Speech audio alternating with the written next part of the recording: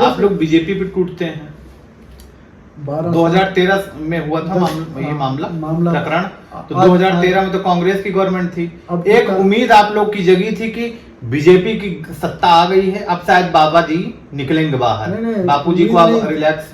हम लोगों ने तनतोड़ मेहनत किया था 2014 के चुनाव में भाजपा को जिताने, इसीलिए कि बापू जी को बाहर निकालेंगे, कि ये लोग न्याय करेंगे, जो अन्याय हो रहा है उनके साथ उसके खिलाफ ये लोग जाएंगे और जो झूठे मुकदमे हैं उसको रद्द करके उनको सम्मानित बहाल करेंगे। लेकिन हम लोग उसी समय भूल हो गया था। गुजरात में तो कांग्रेस की सरकार नहीं थी ना, लेकिन लुभावन के ऐसा कुछ करते थे कि हाँ, बाबूजी के पास ऐसा मैसेज जाता था कि बाबूजी हमारी मदद कीजिए, आपको जल्दी बाहर लाएंगे हमारे साथ। बापूजी से तो कोई ऐसी बात नहीं होती थी। बापूजी ने पहले भी स्पष्ट कर दिया था कि कोई भी पार्टी हमारे समर्थन में नहीं है। अब अगर एक इंटरव्यू देखेंगे, जब भोपाल एयरपोर्ट पे उनसे मीडिया ने पूछा था, नहीं जब जब जेल में थे वो, तो उनके पास ऐसा था कि हमारा समर्थन करिए, आपको बाहर निकाला जाएगा। हम लोग जब आंदोलन करते थे, प्रदर्शन करते थे, तो भाजपाओं के नेता जो थे वो लोग ये आश्वासन देते थे कि हम लोग इस बार सत्ता में लाओ और हम लोग जो है बापू जी के साथ न्याय करेंगे और बापू जी को बाहर लाएंगे। लेकिन इन लोगों ने ऐसा कुछ भी नहीं किया। और एक झूठे केस में होते तो कोर्ट सजा क्यों सुनाती? उस पे आप लोग उस पे क्यों नहीं? उस पे आते हैं। पहले हम वो बता रहे हैं, ताकत है, रीढ़ में दम है सरकार में जो लोग बैठे हैं और अपने आप को जो बहुत पावरफुल कहते हैं, उनको हिम्मत है, तो एक दिन बोल रहे हैं, एक दिन तारीख तय कर दे और कह दे कि इस तारीख को यहाँ बापू होंगे। नमस्कार, मैं हूँ शौर्य द्विवेदी और आप सभी का बहुत बहुत स्वागत है। एक ऐसा नाम जिसके इर्द गिर्द सत्ता के लोग घूमते रहते थे, एक ऐसा नाम जो कि भारत में लोग अदब से लेते थे, एक प्रेम से लेते थे, स्नेह से लेते थे और उनके प्रति ऐसी आस्था थी लोगों की कि न जाने कितने हजारों हजारों किलोमीटर दूर लोग पहुंच जाते थे उनका दर्शन करने, उनका आशीर्वाद लेने। ये कोई आम लोग ही नहीं लेते थे, बड़े बड़े नेता लोग लाइन लगाए रहते थे।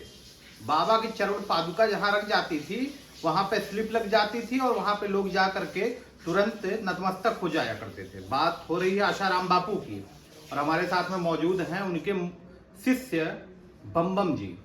बहुत स्वागत है आपका। नमस्कार, धन्यवाद। फिर से आज बापू जी के बारे में बहुत सारी बातें करनी है। कुछ बातें पहले हुई थी लेकिन अधूरी रह गई थी।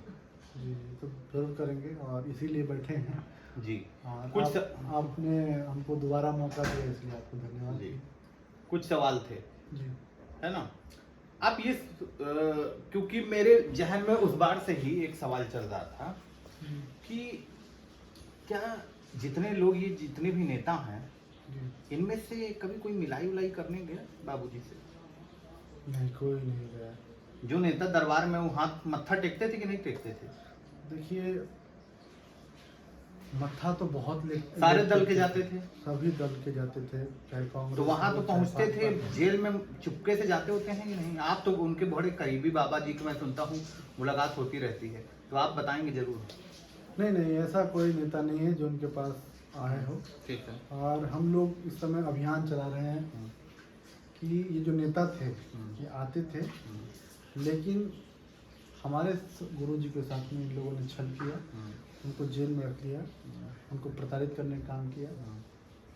तो इस बार हम लोग चाहते हैं कि बिहार में चुनाव है और इस चुनाव में इन लोगों को बताएं कि भैया हम लोग वही हैं जिनके यहाँ मत्था टेक के तुम लोग जो है आज नेता सत्ता में आ गए हो और प्रधानमंत्री बने हो। हम तुम लोगों को औकात बताएंगे। जो चढ़ाना जानता है, तो नाम नहीं लिया तो भैया आपने तो नाम लिया, प्रधानमंत्री जी बता दिया। बता, अब जो सच है वो तो बताना ही पड़ेगा ना। हम थोड़े नाम ले रहे हैं, सब ले रहा है यार, उनकी पार्टी के लोग नाम ले रहे हैं, अब किसी से छुपा थोड़ी है।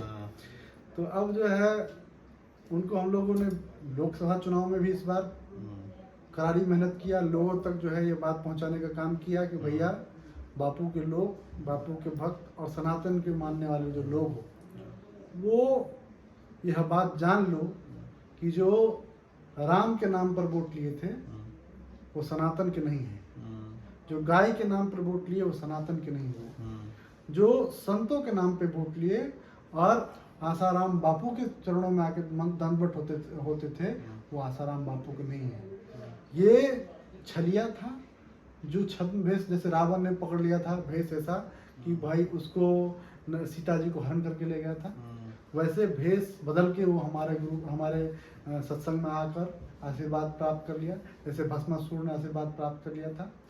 आशीर्वाद प्राप्त करके हमारे गुरु जी के साथ में छल कर गया।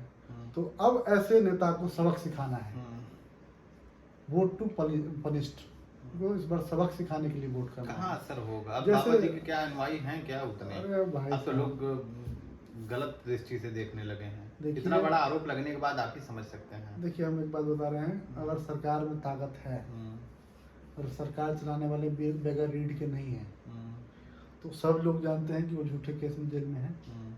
उनको अभी आज के लिए, आज भर के लिए अगर एक झूठे दिन- केस में होते तो सुनो कोर्ट ना, सजा क्यों सुनाती? हम उस पे आप लोग उस पे क्यों नहीं? उस पे आते हैं। पहले हम वो बता रहे हैं, ताकत है, रीढ़ में दम है सरकार में जो लोग बैठे हैं और अपने आप को जो बहुत पावरफुल कहते हैं, उनको हिम्मत है, तो एक दिन बोल रहे हैं, एक दिन तारीख तय कर दे और कह दे कि इस तारीख को यहाँ बापू होंगे और यहाँ पे खुलेआम आपको दर्शन हो सकता है। इतने व्यवस्था लगाना है लगा ले, इतना भीड़ कभी प्रधानमंत्री नहीं इकट्ठा कर सकता। क्या बात कर रहे हैं? इतना भीड़ कोई अभी देश भी? में, और बता रहे हैं, और कि मजाक थोड़ी कर रहे हैं, कोई नेता नहीं कर सकता है। कोई और जो संत लोग हैं, बहुत बहुत भीड़ लोग इकट्ठा करते हैं, उनके बराबर अगर भीड़ कोई इकट्ठा कर दे तो मैं मान जाऊंगा।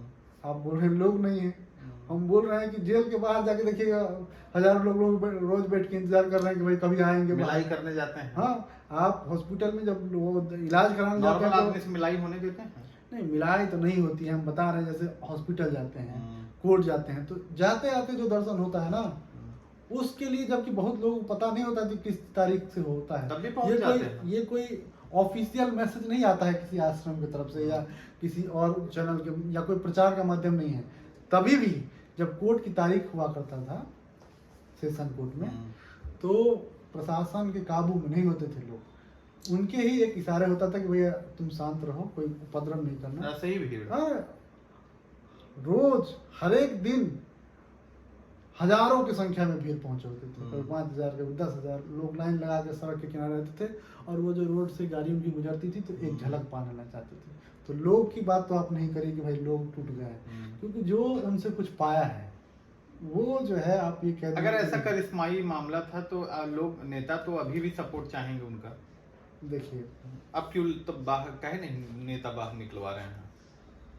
देखिए, वो इसलिए नहीं निकलवा रहे हैं कि अब तक जो बापू के लोग थे उनको ये बात पता नहीं था कि इन लोगों का हाथ है, क्योंकि हम लोग जो बापू के लोग हैं वो सनातन के पक्षधर रहे हैं, और बीजेपी हमेशा से सनातन की बात।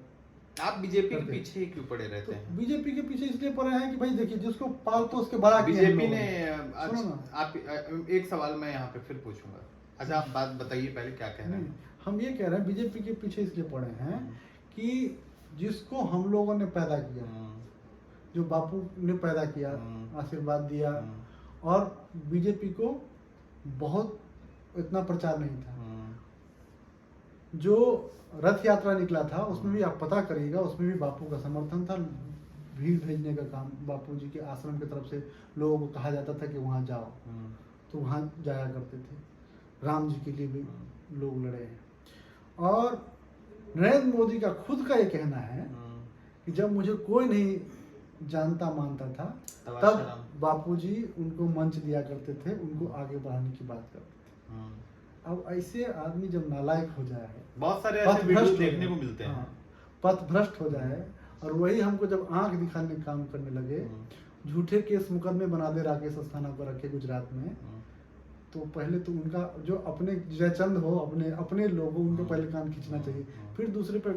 जो दुश्मन है वो तो है, लेकिन जो घर के लोग हैं, जो हमारे पास आते थे लेकिन हमारे साथ ही अन्याय कर रहे हैं, उनको पहले औकात बताएं कि भैया तुम समझ लो कि हम कमजोर दिख तो रहे हैं लेकिन हम हैं नहीं। दूसरी बात कह रहे हैं कि भैया कि अब तक आप लोग समर्थन कर रहे थे, या ये कह दीजिए कि भाई अब तक तो नहीं हरा पाए। नहीं, ऐसा नहीं है। हम लोगों को समझने में टाइम लगा। हम लोग समझ रहे हैं कि भाई कांग्रेस ने ये किया होगा, कांग्रेस का रचा हुआ षड्यंत्र है। कांग्रेस की गवर्नमेंट में ही हुआ। देखिए, कांग्रेस, आप लोग बीजेपी पे टूटते हैं। 2013 में हुआ था ये मामला प्रकरण। तो 2013 में तो कांग्रेस की गवर्नमेंट थी। एक उम्मीद आप लोग की जगी थी कि बीजेपी की सत्ता आ गई है, अब शायद बाबा जी निकलेंगे बाहर, बापू जी को अब रिलैक्स।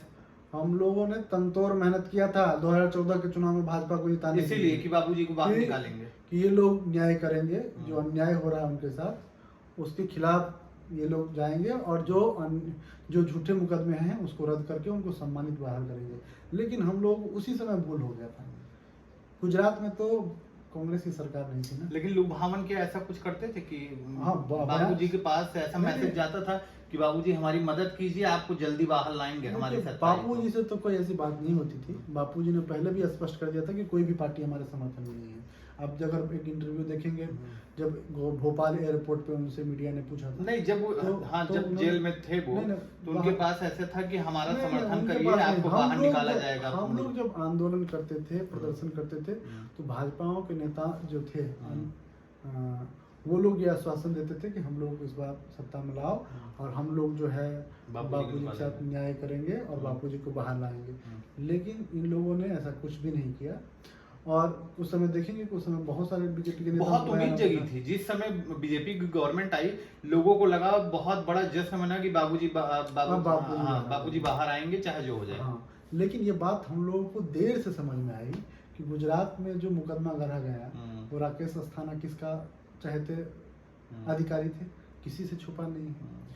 और अगर नारायण साईं जी चुनाव लड़ते, पार्टी चुनाव लड़ने की बात कर रहे थे, तो उसका नुकसान किसको हो रहा था।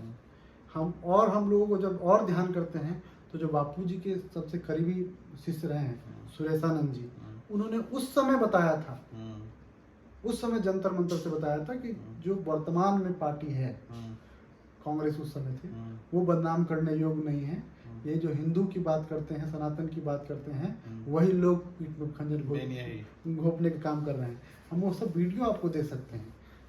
इस सब का कोई मगर हम लोग जो थे ना अति उत्साहित थे और हम लोग भक्त थे। हम लोग बस समझने की कोशिश नहीं कर रहे थे भाई वो क्या कहना चाह रहे थे, और वो स्पष्ट कहने की हिमाकत नहीं कर पा रहे थे उस समय, क्योंकि जो और लोग जो थे वो हिमाकत नहीं कर पा रहे थे और हम लोग समझ नहीं पा रहे थे।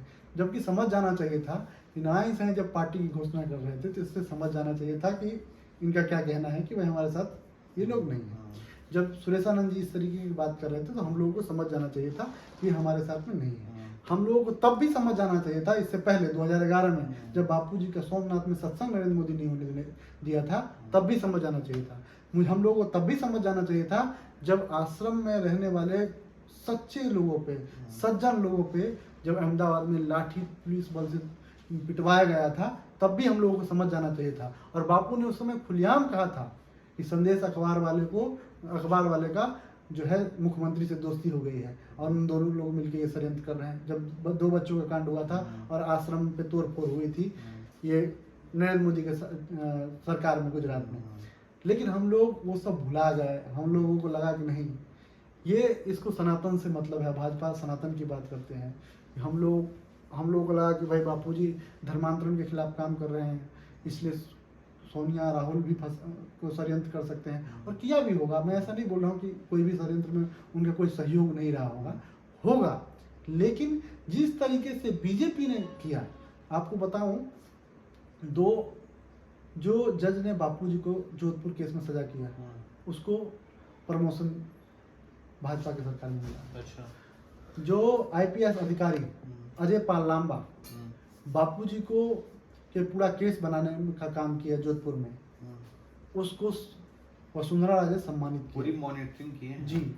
जो चंचल मिश्रा है, जो बापू के उसमें क्या बोल जांच अधिकारी थी, उसको अमित शाह ने सम्मानित किया। तो ये सब बात को देख के हम लोगों को अब समझ में आ गया है कि जो ये लोग उस समय इशारा कर रहे थे वो समझने में हमसे भूल हुई है, और ये लोग असली हैं जो बापू को जेल में। उसका मुख्य रीजन क्या मानते हैं आप? क्या नारायण साईं जी जो पार्टी बना रहे थे उससे ये लोग डर करके ऐसा कुछ किए कि हो सकता है कि जिस तरीके से इनके पास समर्थन है लोगों का, बापू के जो अनुयायी थे, जो प्यार करने वाले थे, तो कहीं ना कहीं वो उसको लेके नारायण साईं से जुड़ते और कुछ रिजल्ट कुछ और होता? नहीं, मैंने तो पहले बोला कि पॉलिटिकल पहले तो जो जोधपुर वाला मुकदमा था उसमें द्वेष का मामला था, जो बापूजी ने कहा कि हम कुत्तों को रोटी नहीं देते हैं, हमारे रोटी गाय के लिए है, चंदा नहीं दिए। और मैंने बताया कि शरद सौंदर्यचरण के नाम पर मंदिर तोड़े थे, उसमें विरोध किए थे। तो ये सब ईगो का मामला था कि हम आपसे बड़े हैं, हम सत्ता में, हम कुछ भी कर सकते हैं। बापू पे भी तो ये मामला जाएगा कि चंदा देते क्यों थे? लेकिन नहीं दिए थे, कोई चंदा नहीं दिए थे, वो मना किए थे, इसलिए तो मना कर दिए। तो वो बोले कि हम आपको आश्रम को जो है किसी माध्यम से बताया उनको कि भाई आश्रम को तहस नहस कर देंगे, और तहस नहस करने का प्रयास किए। तो उसमें आपको फिर खुद कहे थे, फिर कहा गया कि हमारी रोटी जो है गायों के लिए है, भक्तों के लिए, हमारे कुत्तों के लिए रोटी नहीं है। तो वो उनको बुरा लग गया। तो पहला जो केस था जोधपुर का, वो तो ईगो का मामला था। लेकिन उसके बाद नारायण साईं जी ने पार्टी बनाने की घोषणा कर दिया, जब उनको लगा कि भाई कोई भी सत्ताधारी लोग जो है राजनीतिक पार्टी है वो हमारे समर्थन में नहीं है, तो उन्होंने चुनाव स्वयं की पार्टी बनाने का काम किया। जब स्वयं की पार्टी बना दिया, उससे इन लोगों को भय लगा कि भाई नहीं। तो फिर गुजरात में एक और मुकदमा कराया गया, राकेश अस्थाना से कहकर, उनको भी दिल्ली के कमिश्नर बनाए थे, और भी उच्च अधिकारी। बहुत सारे राज खोल रहे हैं आप, जो कि हमारे दर्शक नहीं जानते और मतलब लोगों तक पहुंचे नहीं है। तो यही तो कह रहे हैं कि आप जो कह रहे थे ना कि लोग नहीं हैं, या पहले 19 के चुनाव में नहीं हुआ, ये सब जो बात कर रहे थे कि उनके खिलाफ अभी तक क्यों नहीं थे, तो ये था कि पहले लोगों में ये समझ नहीं थी कि भाई भाजपा ये कर सकती है। तो हम लोग लगता है कितना भी हो जाए, ये छोटा मोटा होता रहे, सत्संग नहीं होने दे, ये सब ठीक है, लेकिन इतना बड़ा द्वेष नहीं हो सकता भाजपा का। मुझे हम लोगों को ऐसा लग रहा था कि उनको जेल में रख देंगे, उनको फंसा देंगे। लेकिन सुब्रमण्यम स्वामी ने क्लियर कर दिया कि भैया ये दोनों लोग हैं, और अगर वो झूठ बोल रहे हैं तो उनके खिलाफ मुकदमा दर्ज कराओ, अगर हम झूठ बोल रहे हैं तो हमारे खिलाफ मुकदमा दर्ज कराओ। तो ये लोग जो है। अच्छा, अभी संगठन कैसे चल रहा है? क्योंकि बाबा जेल में है, तो क्या कैसे आश्रम सारे कैसे चल रहे हैं? उनका आश्रम जो का त्यों चल रहा है। कौन संभाल रहा है, कौन देख रहा है, किस तरीके से चल रहा है? अलग अलग संचालक जो है हर एक आश्रम का होता है, और उसको जो है जो उसका हेड ऑफिस है, मतलब हेड आश्रम जो का है, तो वो अहमदाबाद से संचालित। मुख्य रूप से कौन देख रहा है सबसे उसमें एकदम सीनियर? अगर बापू जेल में हैं, उनके पुत्र भी, ठीक है, तो कौन इस समय उनके करीबी हैं, या फिर कोई रिलेटिव हैं? कोई रिलेटिव नहीं है ऐसे, जो हम आश्रम के ही कोई हैं, आश्रम के ही भक्त लोग, वही सर्वे सर्वा वही लोग चला रहे हैं। और उसी में से कुछ लोग जो हैं वो जो है गद्दार निकल गए हैं, इसीलिए वो आश्रम के माध्यम से सच्चाई आप तक नहीं पहुंचाएंगे। वो आश्रम के माध्यम से सही पक्ष न्यायालय में नहीं पहुंचने देंगे, क्योंकि वो लोग सब साठ गांठ करे हुए हैं। उनको लगता है कि बापू के बाद ये सब हमारा हो गया है, पूरा व्यवस्था हमारा है, तो वो उपयोग भी नहीं आता है। क्या वो लोग भी नहीं चाहते बाबू आए? क्यों चाहेंगे भाई? मैंने बोला है कि वो लोग षड्यंत्र किए करने में सहयोगी रहे हैं सत्ताधारी पार्टियों का, तो वो क्यों रहेंगे, वो क्यों चाहेंगे? इसलिए वो सही पक्ष नहीं रखने देते अदालत में, यहाँ तक करते हैं। वो चाहते हैं कि हम सर्वे सर्वा हो गए हैं आश्रम का, हम इसमें अब जो है मालिक हो गए हैं, तो क्यों चाहेंगे आप बताइए? वो जब वहाँ पे मालिक होना चाहते हैं, वहाँ पे कब्जा चाहते हैं, तो वो क्यों चाहेंगे कि बापू बाहर आए? अगर वो चाहते तो जो बात मैं बोल रहा हूँ ना, ये हमारे आश्रम के प्रवक्ता का काम था, ये हमारे आश्रम के जो प्रमुख लोग थे उनका काम था, और ये काम हमको करना पड़ रहा है। सरकार के दबाव में है, डर लगता है, कमजोर लोग हैं, और दूसरी बात है कि गद्दारी है, उनसे मिले हुए हैं। आप नहीं डरते? जो हम किस बात के लिए डरेंगे? हम कोई चोरी चकारी किए हैं क्या, कि बेईमानी किए हैं? डरे वो लोग जो घपला करके ऊपर नीचे करके जो है पैसे धर लिए हैं, किसी का सब गुंडा बदमाशी किए हैं। हमको तो डर नहीं लगता। क्यों? हम क्यों, किस बात की डर लगेगा? भेजो सीबीआई ईडी जो भी भेजना है। हम लोग ईमानदार लोग हैं, हम लोग कबीर को मानने वाले लोग हैं, संत को मानने वाले लोग हैं। कबीरा खड़ा बाजार में सबकी चाहे खैर, ना केहू से दोस्ती ना केहू से बैर। तो हमारे कोई बैर नहीं है, हम तो सत्य बोल रहे हैं। हमको हमारे खिलाफ भैया बैर कैसे होंगे? प्रधानमंत्री के खिलाफ बात कर रहे हैं आप, धीरे धीरे सारी पोल लोगों की खोल रहे हैं, बता रहे हैं कि ऐसे ऐसे बाबू को फंसाया गया है, तमाम ऐसे नाम लिए हैं, उसके बाद भी आप कह रहे हैं। तो हम तो सत्य बता रहे हैं। अब उनका, हम तो एक आईना दिखाने का काम कर रहे हैं। अब उनका चेहरा ऐसा है कि जिससे उनको दिक्कत हो रहा है, तो उसमें हम क्या कर सकते हैं? वो तो उनकी जीवनी है। विपक्ष का कितनी इन्वॉल्वमेंट थी? कांग्रेस वगैरह आप अगर देखा जाए, कांग्रेस ने शुरुआत में देखिए क्या है, कांग्रेस भी बापू से, जो कांग्रेस के जो दो नाम, पहले उनके भी नेता जुड़े थे, इटली की, हाँ उसके कई लोग नेता जुड़े थे। इटली की ईसाई महिला है सोनिया गांधी, और बापूजी धर्मांतरण के खिलाफ काम करते थे। तो वो लोग भी खफा तो थे बापूजी से, वो बदला तो लेना चाहते थे। डोंग जिला है गुजरात में, आप पता करिएगा 2006 में वहाँ एक साथ एक दिन, पहले से प्रयास हो रहा था लेकिन एक ही दिन एक साथ वहाँ पे लाखों आदिवासी जो हिंदू में से ईसाई हो गए थे उसको घर वापसी करा लिया था बापूजी ने, और उन लोगों को रोजी रोजगार दिया था या उनको भोजन राशन पानी की व्यवस्था करने का काम किया था कि अब तुम लोग धर्मांतरण मत करना, तुम्हारी व्यवस्था हम देखेंगे। तो इटली से ये ईसाई धर्म चलता है, आपको पता है, प्रमुख लोग वहीं रहते हैं। तो वहाँ के ईसाई ये महिला होने के बाद जो है सोनिया गांधी, वो बापू से खफा थी। और आपको पता भी होगा जब रामदेव को लाठी मारा था वहाँ पे रामलीला मैदान में, तो उसके बाद बापूजी ने नारा दिया था कि सोनिया गांधी भारत छोड़ो, आपको पता होगा। तो ये सबसे वो लोग भी खपा थे। तो वो लोग भी जब देखे कि इस तरीके की षड्यंत्र हुआ तो वो भी अपना मौका बुनाने का काम किए और उनको जेल में डालने का काम किए। लेकिन जो जड़ में है, जड़ में है ये बीजेपी वाले लोग हैं। जो एक गाना बना कि सुख के सब साथी दुख में ना कोई, हाँ कोई है दुख में ऐसा कोई जो या राजनेता हो या फिर कोई एक सुब्रमण्यम स्वामी हैं जो मुखर होके बोलते रहते हैं, वो अदालत में भी दरवाजा खटखटाया, लेकिन हमने बताया ना कि उनके जो सत्ताधारी पार्टी के लोग उनकी भी आवाज दबा दी जाती है क्या? एक तो बात बहुत ज़्यादा तक पहुँचने देते हैं। और अगर वो कोर्ट में रखने गए थे बात पक्ष, तो आपको बताऊं कि आपको बड़े अजीब लगेगा, आप इससे स्पष्ट हो जाएगा कि लोग गद्दार हैं अंदर में। वो कोर्ट में बापू का पक्ष रखने बेल के लिए अपील करने जा रहे थे। दिल्ली से उन्होंने चार्टर प्लेन किया, जोधपुर पहुंचे, लेकिन वहाँ पे उनके पास वकालतनामा था, वो कोर्ट में बापू का पक्ष रखने वाले थे, लेकिन उनसे पहले एक लोकल वकील को खड़ा करके नया वकालतनामा बापू जी से, बापू जी कक्षा 3 पढ़े हैं। अच्छा, हाँ, और इतने ज्ञानी थे। हाँ, वो तो ज्ञान अलग सही बात है, अध्यात्म का मामला है, तप का मामला है। तो वो उनको अंग्रेजी नहीं पढ़ने आता है, तो वो उनको जो भी अपने तरीके से बता के एक नया वकालतनामा पे साइन करा लिया गया। और एक नया वकील सुब्रमण्यम स्वामी के पहुंचने से पहले कोर्ट में खड़ा कर दिया गया, उसने बहस कर दिया।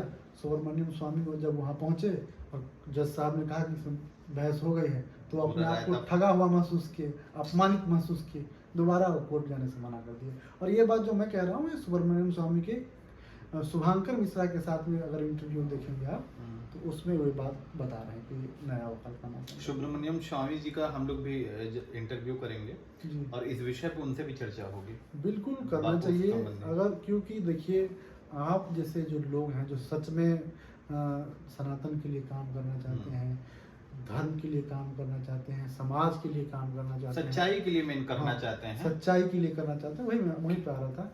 वैसे लोगों को ये बात को समाज में रखना चाहिए कि एक इतने बड़े संत जो समाज के हित में वर्षों तक, लोगों का ये कहना है जी कि आजकल वो व्यक्ति भी जिसकी मतलब कि नॉर्मल सा एक अगर मध्यम वर्गीय का भी व्यक्ति है, उसे अगर कुछ भी करना है, ठीक है, मैं कहता हूँ आज आप देखेंगे तमाम दिल्ली मुंबई महानगरों में कॉर्पोरेट सेक्टर में भी आप जाएंगे या फिर ऐसा कोई व्यक्ति नहीं है भाई जो आप यहाँ पे हो तो हर तरीके से लोग संलिप्त हैं, ठीक है जी। तो किसी को कुछ करना होता है, आप नहीं जानते हो कि उनकी निजी जिंदगी में क्या चल रहा है, ठीक है, लेकिन वो व्यक्ति नॉर्मल भी अगर कमा रहा है, वो कुछ कर रहा है, तो वो उस तरीके से उन कामों को कर सकता है कि किसी तक मामला ना पहुंचे, कोई बात ना हो जी। उनका लोगों का ये कहना है कि बापू जैसा व्यक्ति, उनके पास ना तो धन की कमी थी, ना धान्य की कमी थी, ना संसाधनों की कमी थी, ना पावर की कमी थी, किसी भी चीज की नहीं। ऐसा कुछ अगर मान लीजिए उनके मन में चल भी रहा था तो वो उस जगह पे जाकर के क्यों मतलब कि कीचड़ में अपने आप को करते, आश्रम में ही, वो भी एक नाबालिग लड़की के साथ। एक लोगों के जो मतलब चाहने वाले बाबा के हैं उनके दिमाग में ये चलता है भाई वो तो चाहते तो दुनिया भर के लोग उनके पास खुद ही आ जाते जहां चाहते, हाँ नहीं किसी देश और चले जाते, ये आश्रम उनके जब 450 करीब आश्रम है कहीं और चले जाते। तो मतलब ये भी कुछ लोगों का सवाल है, इसलिए मैं पूछ रहा हूँ। देखिए एक अपने यहाँ पे विजय माल्या था, खुलेआम कैसे लड़कियों को लेकर हाँ, घूम हाँ। रहा था, क्योंकि उसके पास पैसा था। तो जो आप कह रहे सवाल पूछ रहे थे उसी में जवाब है कि अगर करना चाहते हैं तो उनको भी ये लड़की इकट्ठा करना कोई बहुत हाँ, बड़ी बात नहीं है। क्योंकि देखिए हम ये किसी महिला पर अपमान नहीं कर रहे हैं, लेकिन अब जो है जो सच है वो बताना पड़ेगा। फोन करने पे भी जो है घर पे लड़कियां उपलब्ध हो जाती हैं, हमने ऐसा सुना। हाँ, वही सारी ऐसा- चीजें ऐसा हैं लोगों और को ये पता मतलब है। कि जितने भी लोग हैं तो- सबको पता है। हाँ, तो ऐसे महापुरुष को, और ये 75 साल की उम्र था उनका, पूरा आजीवन जो है वो ब्रह्मचर्य की बात करते रहे, धर्म की बात करते रहे। हम लोग उनसे प्रेरणा पाके जो है बहुत दिनों तक, जब तक शादी नहीं था तो हम लोग ब्रह्मचारी जीवन पालन किया।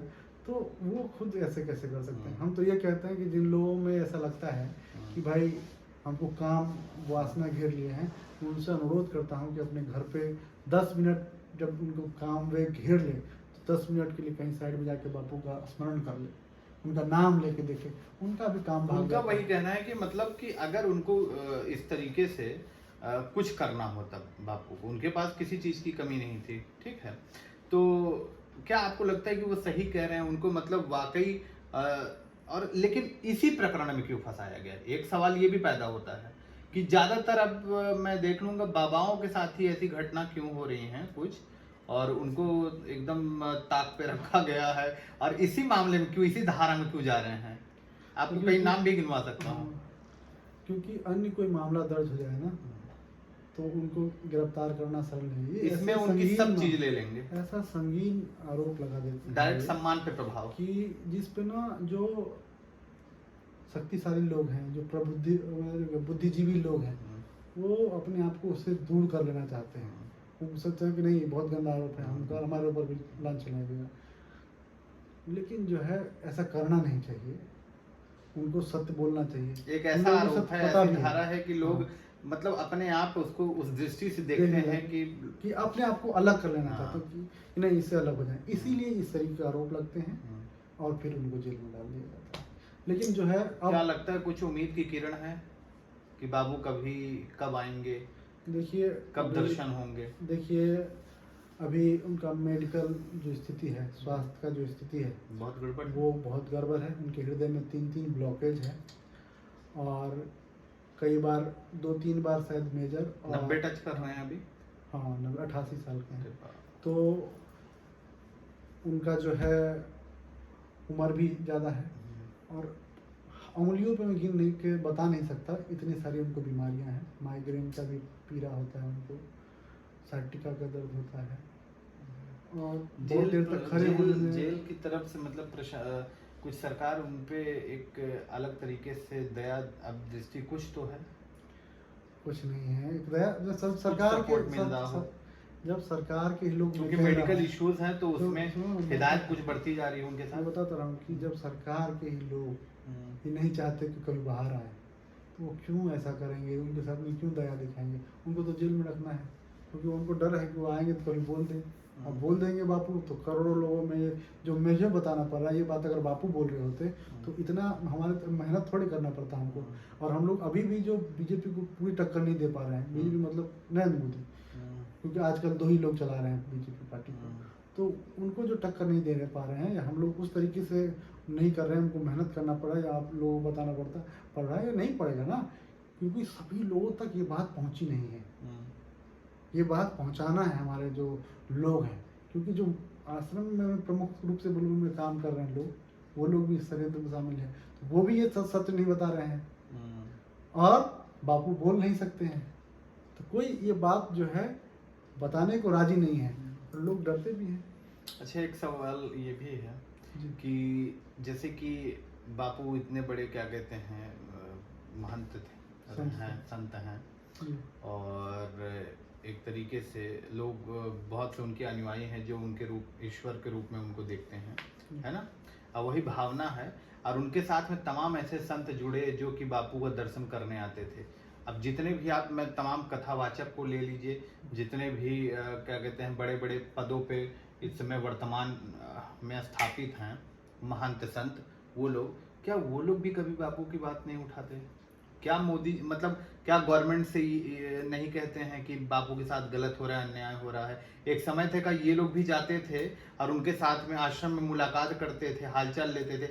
अब क्या उन्हें भी बापू की कभी याद नहीं आती है? कि बापू जी के जेल में जाने के बाद ना जो सच में संत हैं वो लोग भयभीत हैं। जब उनके साथ में ये ऐसा कर सकता है तो हम लोग छोटे मोटे अच्छा, हैं, हमको उनके बापू के डर करोड़ों है, लोग, हाँ, डर लोग डर लगता है उनको, यार जेल में डाल देंगे। इतने डर लगता है कि लोग चमचागिरी कर लेते हैं, ये कह देते हैं लोग कि भैया हमको भगवान के बाद में जो है हमारा नरेंद्र मोदी दोस्त है।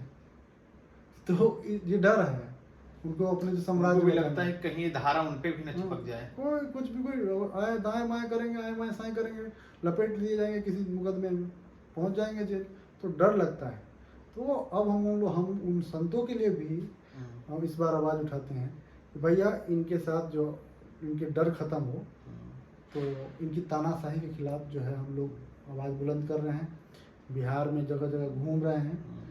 जो भक्त समाज के लोग हैं, जो धार्मिक विचार के लोग हैं, उनको ये बात बता रहे हैं कि देखो, और जो युवा वर्ग हैं उनको भी बता रहे हैं कि भाई इनके बहकावे में आओ मत जाना, ये किसी के नहीं हुए। अंतिम क्षण तक बाबू का साथ हाँ, देंगे। हाँ बिल्कुल। अरे अंतिम क्षण क्या भाई ये, और हमें ऐसे 1000 जीवन और मिले ना तो भी मैं उनमें बापू के साथ ही रहूँगा।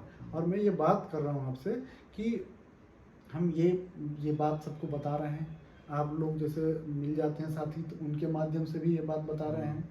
और हम जो है यहाँ के लोकल लोगों का जो लोकल समस्या है उस पर भी बात कर रहे हैं। हम कह रहे हैं कि बहकावे में मत जाना, ये बापू के नहीं हुए जो इतने करीबी थे, जिनके आशीर्वाद से प्रधानमंत्री पद तक पहुँच गए। ये लालकृष्ण आडवाणी के नहीं हुए, ये मुरली मनोहर जोशी के नहीं हुए, ये शंकर सिंह बघेला के नहीं हुए, ये संजय जोशी के नहीं हुए, ये तुम्हारे नहीं होंगे। 2 करोड़ नौकरी का वादा था, नहीं मिला ना। तो अभी भी जो बातें करेंगे वो बहकावे की होगी, छलावे की होगा। इनके चाल में फंसना नहीं है। और इस बार इनको बिहार से, क्योंकि बिहार जो है क्रांतिकारियों की भूमि रही है, और ये एक बड़ा मैसेज जाएगा पूरे देश में कि जो संत के खिलाफ है, जो धर्म के खिलाफ है, जो समाज के खिलाफ है, जो सच्चे लोग हैं उनके खिलाफ हैं, और मुट्ठी भर जो व्यापारी हैं उनके जो चमचागिरी के लिए, उनके फायदा के लिए जो काम कर रहे हैं, जो धर्म को अपमानित करने काम कर रहे हैं अपने ईगो के लिए, उनको बिहार से वापस भेजना है। और बिहार से भेजने के बाद देश से भी उखाड़ फेंकना है, देश से भी उखाड़ फेंकना है। तो ये थे बम बम ठाकुर जी, और इनका कहना है कि हजारों जन्म मिले तब भी मैं बापू का शिष्य ही बन के आना चाहूँगा, और इसी तरीके से बापू के लिए डटे रहेंगे और अपनी आवाज़ को बुलंद करते रहेंगे जब तक बापू को न्याय नहीं मिल जाता है। आप लोग क्या सोचते हैं, अपनी राय कमेंट बॉक्स में ज़रूर दीजिए।